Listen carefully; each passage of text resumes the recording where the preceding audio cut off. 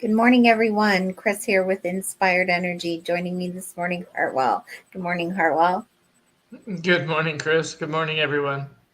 So, we're continuing our journey on the codon ring of seeking, and today we're covering gates 53 and 54.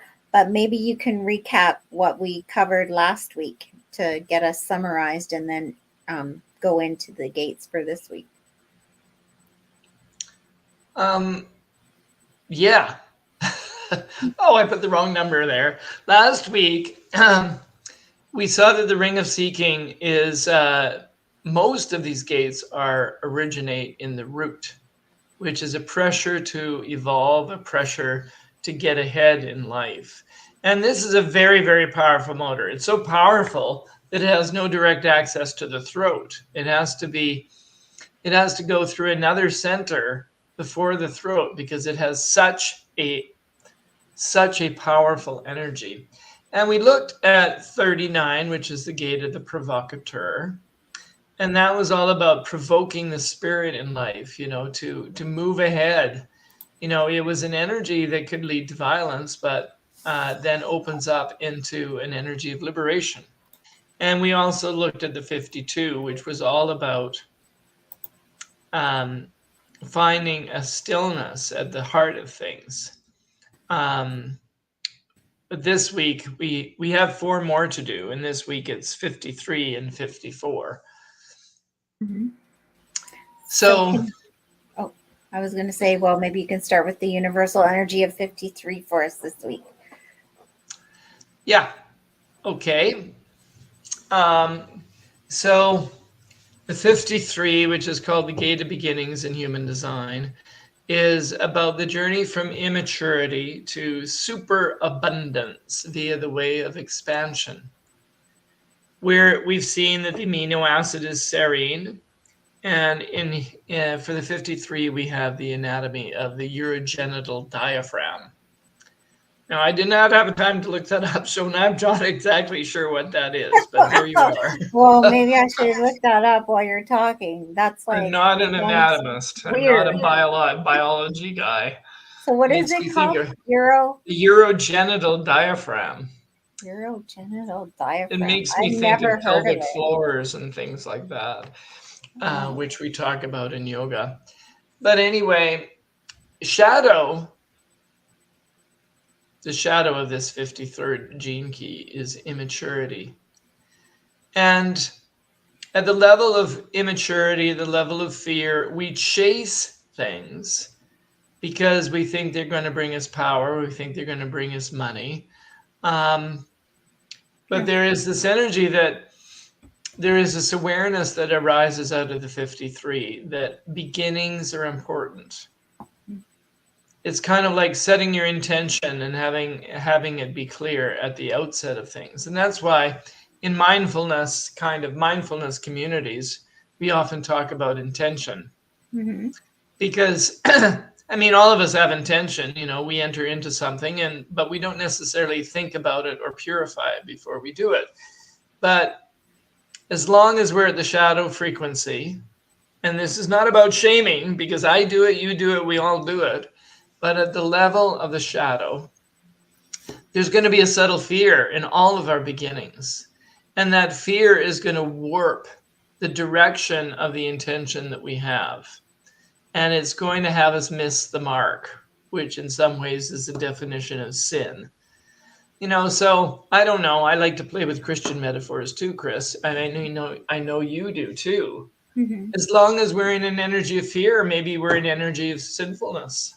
Mm-hmm. We're in an energy of making mistakes. Well, we're not moving towards love. We're not working, you know, towards whatever it is we want to be or do with love. If you work That's through fear, correct, then because that would be sin because you're not hitting the mark, right? yeah, exactly.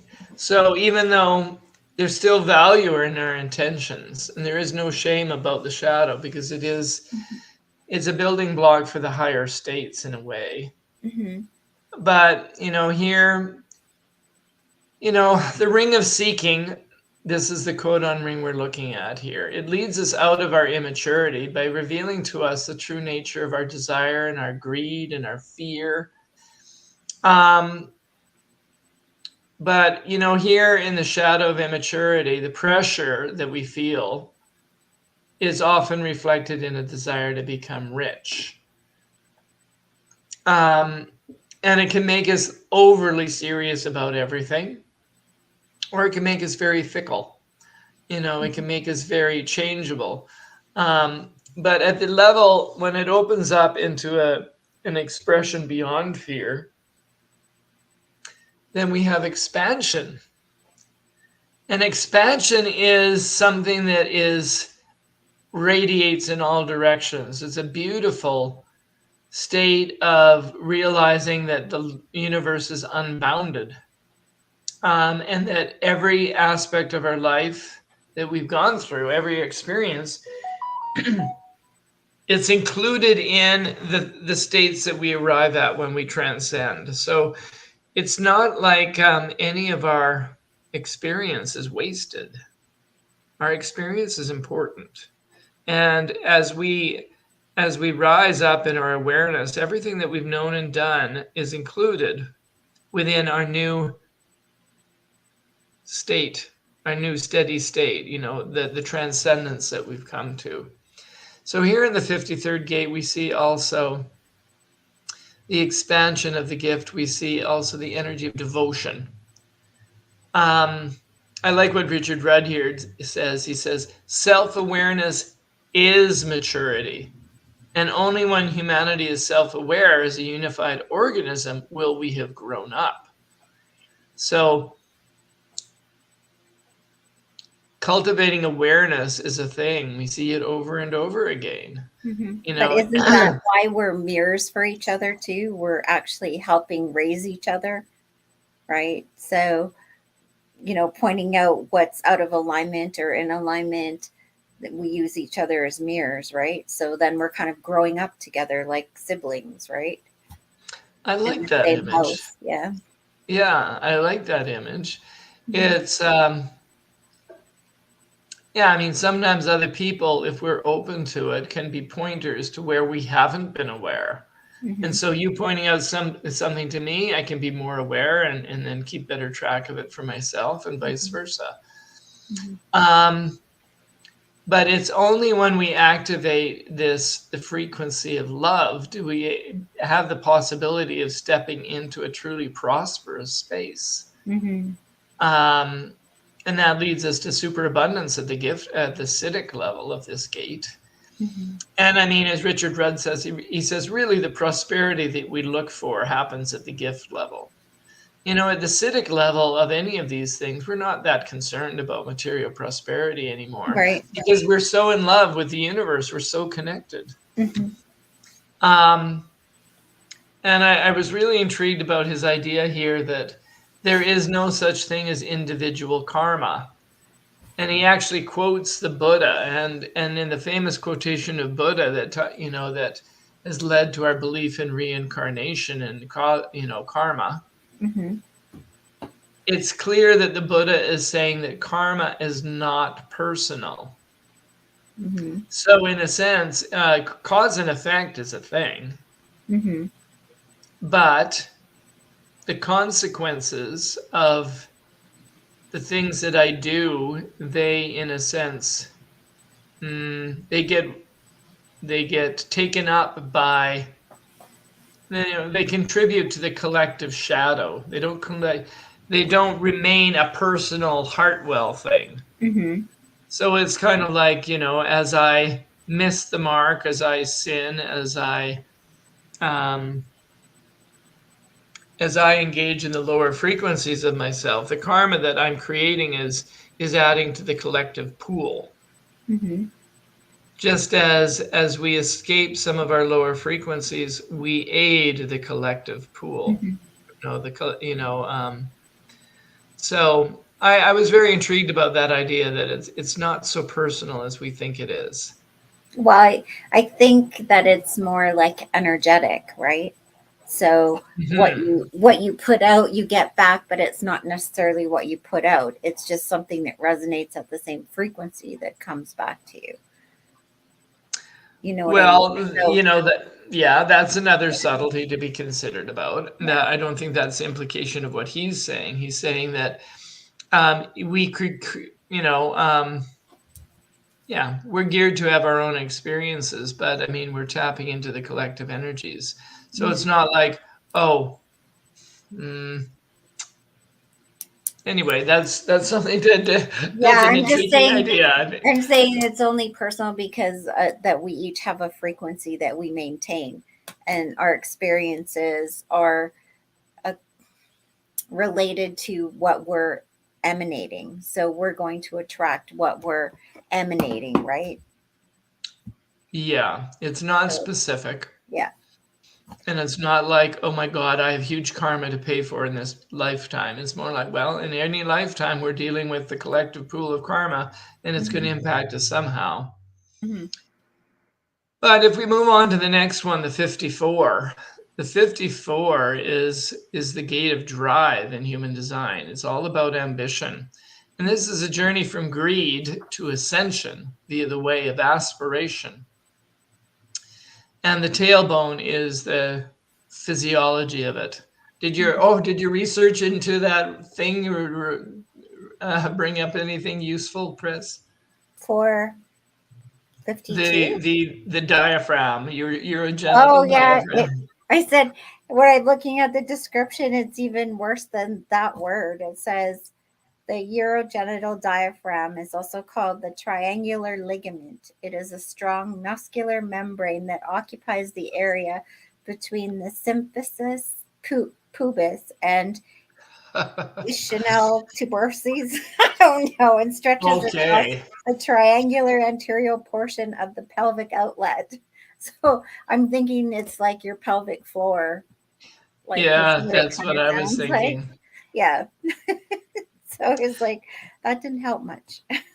So moving on to the tailbone, Mm-hmm. gate 54, gene key 54, we have the shadow of greed.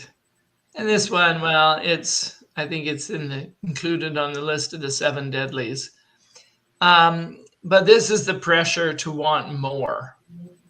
Always we want more at the fear level. There's this genetic fear that if we do not rise in the hierarchy, then we will fear extinction. We will be weeded out. We will be cut off. So there's this drive to get ahead socially, monetarily, politically, to accumulate more material, which at a higher level, that drive to accumulate turns into the desire to attain something more spiritual. So at the shadow level of greed, we want to be successful and also look successful. But this overall pressure is a built-in genetic urge to transcend. Greed will violate all of its integrity. Greed will override so many of our other so-called principles and a heartbeat. Mm-hmm. But at the level when we get to the gift, that changes into an energy of aspiration. And the aspiration isn't just for oneself. It's for all of, it's for everyone. Mm-hmm. It's for our community. It's for our family. And it's here that we begin to have a vision in terms of our aspiration that includes more than just ourselves. And so we have the energy of cultural creatives. And in genetics, there's this idea that memory is stored and transferred through the liquid in our cells. And this points to the need to be fluid, to really feel how we connect with others, to create trust between people, and to not hold on to things. So at the level of greed, we might want to grab and claim and hold, whereas at the higher levels at the gift level of things, we realize that money is meant to be used. It's about being fluid. The reciprocity. The Yes. giving and receiving is meant to be a continuous flow. Yes. And liquid is by, the metaphor, or much easier for that flow to happen. It becomes a medium of that. So fluid, alchemically, the alchemical transformation. And yogic systems and disciplines are associated with this gate. I think about Bruce Lee, be like water, right? Because whatever Yes. container you put water in, it changes shape and form to be that container and fit within that container, right? So, Mhm. yeah. So at the Siddhic level, this is about ascension. And that's it's quite a popular word in New Age circles, this Mm-hmm. idea of ascension. Mm-hmm. And it seems to be that a disproportionate number of mystics and enlightened sages have Gate 54 as one of their prime gifts. Now, this is about Kundalini energy. This is about going through dramatic, energetic openings as a result of your process. Mm-hmm. Um, Paramahansa Yogananda had this gate as one example, and he's one of the most well-known modern sages. Mm-hmm. Um, but Richard Rudd points out something very interesting, though, and he said, Gene Key 54, and with its city of ascension, is a very particular path. It concerns the transformation of the gross currents within your body into more refined currents. And so the process of ascension, from going from aspiration to ascension, involves a very physical series of events. Mm-hmm. However, if you don't have gene key 54 in your hologenetic profile, then the way that awakening looks to you is not going to look like that. Mm-hmm.